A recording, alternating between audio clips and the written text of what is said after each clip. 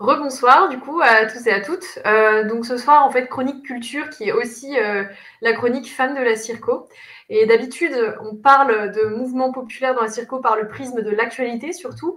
Mais aujourd'hui la chronique elle sera consacrée au plus grand soulèvement populaire d'Europe de l'Ouest avant la Révolution française.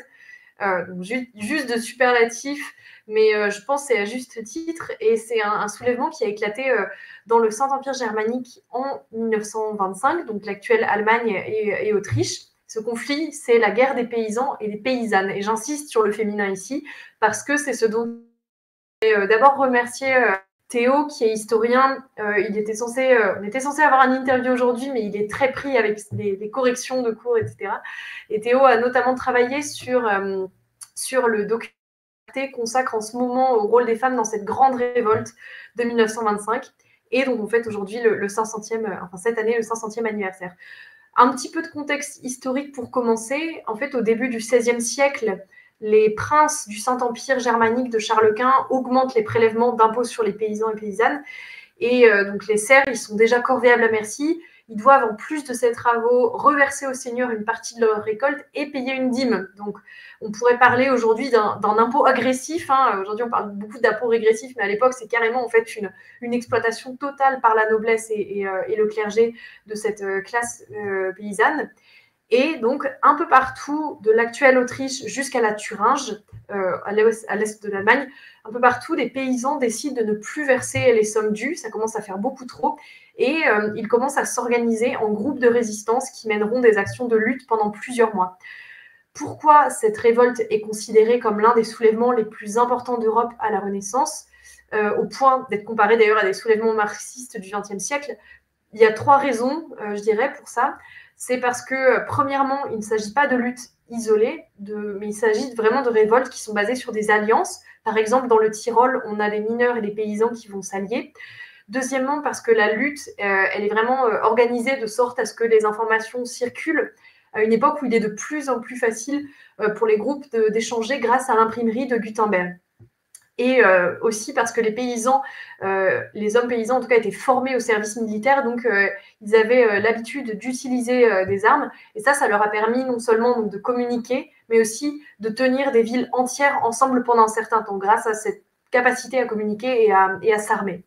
Troisièmement, parce que cette lutte organisée ne se base pas sur des revendications éparpillées, mais vraiment sur un texte fondateur qui a une vraie substance programmatique. Et ce texte, c'est les 12 articles de Memmingen. Donc voilà, je finis mon introduction là-dessus parce que ce document crée, me semble-t-il, vraiment un précédent dans l'organisation des luttes. Le mot d'ordre de ce texte, c'est la libération des paysans, avec comme article premier non pas la fin du servage, mais la possibilité de choisir eux-mêmes leur pasteur. C'est vraiment important d'insister sur ce point, la liberté, parce que à une époque où le clergé a un rôle quasi étatique, a un rôle aussi important que celui de la noblesse, ça c'est vraiment important à retenir en fait. C'est une revendication qui est très proche finalement d'abolition de la monarchie et de l'avènement de la République en France à la fin du XVIIIe siècle. Donc le mot d'ordre liberté, libération recouvre aussi la possibilité pour les paysans d'avoir accès aux forêts, d'avoir accès aux gibiers qui sont jusqu'alors réservés aux seigneurs. Et le droit des peuples à disposer de la terre, en fait, c'est vraiment ça le cœur de la revendication. Et d'ailleurs, de nombreux pasteurs protestants qui sont proches de Luther vont affirmer que chaque homme peut recevoir la parole de Dieu et ce qu'il a créé, donc ce qu'il avec un grand I, ce que Dieu a créé, c'est-à-dire l'accès aux ressources comme les cours d'eau, les bois, ça doit vraiment être accessible à l'ensemble de la société. Il y a aussi une dimension et là, je viens à la fin de l'introduction, une dimension un peu presque féministe avant l'heure. Donc, je pèse mes mots ici, mais en gros, le courant luthérien de l'époque affirme que les femmes doivent se voir accorder une place plus importante dans la société. Et ça vient trancher, en fait, c'est vraiment tout l'aspect contre-réforme où ça vient trancher avec les courants, par exemple, catholiques qu'on observe à l'ouest de l'Europe. Il semble important de préciser que même si le travail de documentation quant au rôle des femmes dans cette guerre est en pleine expansion, on a encore beaucoup d'informations qui sont très anecdotiques et voire un peu mystifiées au sujet des femmes. Et on a du mal à mettre en exergue une vraie histoire de la lutte menée par les femmes ou par un groupe de femmes dans ce conflit. Pourtant, la synthèse des sources montre que les femmes ont largement participé à la transmission de messages, par exemple, aussi à l'organisation des combats et des besoins en hommes sur le front de la révolte. Elles ont aussi participé à certaines émeutes. Et c'est notamment le cas de deux femmes qui ont eu un rôle bien documenté, Margaret Renner et Katharina Kreuter, qui sont deux partisanes de la révolte et dont le rôle est notamment mis en lumière dans le documentaire d'Arte. Donc, la première dont je vais parler, c'est Margaret Renner. Elle est elle-même paysanne. Et en fait, elle intervient dans le soulèvement d'Heilbronn, qui est une ville au sud de l'Allemagne, qui est l'un des épicentres de la guerre. Donc, cette première tentative de soulèvement va vite être matée par les autorités et Margaret va se retrouver privée de fourrage pour ses vaches. Son mari va être arrêté. Et donc, à l'époque, se retrouver comme ça, sans ressources et seule, se retrouver seule sans son mari, pour une femme, c'est dangereux parce qu'une femme seule, elle est vue comme suspecte, donc avec tout le pendant sorcellerie, etc., dont on a entendu parler à plusieurs reprises, et aussi parce qu'une femme seule ne peut pas tout simplement se représenter juridiquement elle-même. Bref, ses moyens de subsistance sont carrément réduits. Par contre, Margaret Renner, malgré tout ça, elle continue la lutte et elle s'allie avec un groupe d'insurgés qu'elle supportera dans la prise de Weinsberg, près de Heilbronn. Et selon des sources historiques, elle a aussi largement contribué au ralliement de la ville d'Heilbronn à la cause des paysans. Donc il y a quand même un travail de fond auquel elle a participé. Mais comme toute révoltée un petit peu trop audible, les autorités locales lui sont tombées dessus et lui ont intenté un procès dans lequel on lui reproche son rôle d'agitatrice. Donc, si elle a, entre guillemets, la chance de ne pas écoper d'un sort aussi dur que le cas des hommes, c'est-à-dire une exécution souvent ignoble, en tout cas, elle sera dépossédée et restera sous surveillance des autorités jusqu'à la fin en tout cas à la fin de la guerre. Ce que je trouve un petit peu triste, c'est que, comme pour beaucoup d'autres femmes dans le cadre du soulèvement, les archives qui nous restent d'elle mettent en lumière certains faits quasi mythiques, en fait, qui lui donnent l'air d'être une femme assoiffée de sang. Je donne un exemple, mais lors de la prise de Weinsberg, on retient des témoignages qui la représentent comme ayant plongé son couteau dans la graisse du comte de Weinsberg assassiné. Et en fait, elle aurait fait ses chaussures avec. Enfin voilà, on a vraiment ce côté un peu voyeuriste dans les faits qu'on a retenus d'elle. Et cette image sanguinaire à laquelle on l'associe nourrit l'idée qu'une femme révoltée et donc hors de contrôle est un monstre plutôt qu'une héroïne.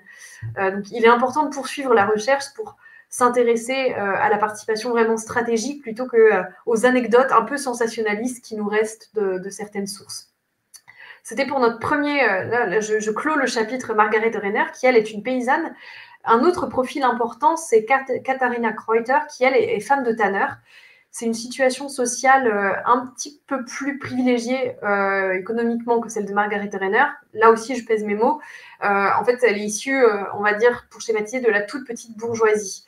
On garde bien en tête que le terme de bourgeoisie, à l'époque, il est à comprendre très différemment de ce qu'il recouvre aujourd'hui. Et elle, Katharina Kreuter, elle se forme à la lutte en suivant les prédications des pasteurs qui soutiennent les paysans. Elle est à l'origine de l'attaque et du pillage d'un presbytère en guise de protestation contre l'église qui, selon elle et ses comparses, se gave littéralement sur le dos des gens. Donc son but, en tant que coordinatrice de la révolte à Mühlhausen en Thuringe, d'où elle est originaire, c'est de chasser l'ordre teutonique en place. Et avec elle fait ça avec ses compagnes et ses compagnons de lutte. Il y a vraiment tout un aspect très organisé autour de ça. Et Katharina Kreuter se convertira à la foi de Luther. Ça, c'est un acte très fort parce que il est assez rare finalement. Le fait de se convertir sur le tard, ça remet en question le déterminisme social qui, dans une société de classe très marquée à l'époque, est quasi inévitable. Et en fait, du coup, elle renaît quasiment de son plein gré pour porter une autre doctrine que celle de l'Église traditionnelle. Donc, même si la guerre, grâce à l'unité et à l'union des groupes de révoltés, persiste pendant plusieurs mois, les armées de l'Empire sont trop organisées. Et en fait, ce qu'on voit, c'est qu'en 1526, les seigneurs parviennent à mater le conflit. Et le sort qui attend Katharina Kreuter, il est assez terrible. Finalement, elle va être fouettée en public, elle va être marquée au fer, donc elle sera perçue en fait à jamais comme une criminelle. Et la fin de sa vie est assez mal documentée, ce qui laisse à penser qu'en fait, elle a plutôt fini dans la misère potentiellement. Donc encore une fois, c'est pas si bien documentée que ça, donc si ça se trouve, peut-être qu'elle s'en est sortie d'une autre manière, mais bon, en tout cas, c'est pas un sort très, très héroïque et très positif pour elle. Donc, je pourrais parler d'encore bien d'autres femmes et de bien d'autres épisodes de cette guerre qui montrent à quel point les agissements des femmes ont rendu fébrile le pouvoir en place. Par exemple, la chasse aux sorcières qui a eu lieu dans le cadre du soulèvement et qui montre voilà, toute la fébrilité, toute la nécessité de trouver des boucs émissaires chez ces femmes qui se sont soulevées. Mais en tout cas, l'histoire de Margaret et de Katharina, qui sont vraiment des petites gens d'en bas, au final, hein, l'histoire de ces femmes qui ont pris les armes, me semble bien illustrer la manière dont l'union et la ténacité dans la lutte ont pu payer et ont fait de cette guerre vraiment un tremplin pour les révolutions sociales qui ont suivi. Ça, c'est mon interprétation de française, hein, qui a en tête la Révolution française.